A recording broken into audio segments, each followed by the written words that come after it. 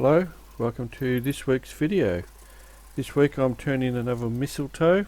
This mistletoe took me a couple of goes before I got it attached and got it secure. I first tried the spur centre and of course it come off. Then I had a crack at putting it onto a chuck, but there just wasn't enough wood to hold it, and finally I cut that piece off and put the faceplate on it, and it was very secure after that. I turned it down to a cylinder and it had a lot of bark and some punky areas to it. There was some rotten wood in there, so we stabilised it with cactus juice and then placed it into a plastic cylinder and filled it with epoxy resin. This time I coloured it with a copper colour. Anyway, I turned most of the resin away, leaving only the resin that filled any of the cracks or holes or the gaps. I really wanted to see the grain of the mistletoe, so I got rid of most of the resin that I could. I was going to make a vase that was open at the top, a fairly big open at the top, but halfway through I wanted to keep as much of the wood as possible because it had a lovely grain to it, so I decided to just have a small hole at the top, and I suppose they call them twig vases with the small hole. So I used quite a few of the tools for this one.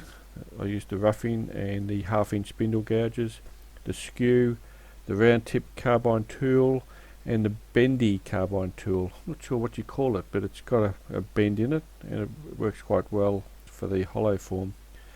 Also used the parting tool at the end. To finish it off I used Triple E Ultra Shine paste and the Gillies wax and polish. The grain came out darker than normal, and this is in part due to the stabilising process. Using cactus juice to harden the wood causes the grain to darken.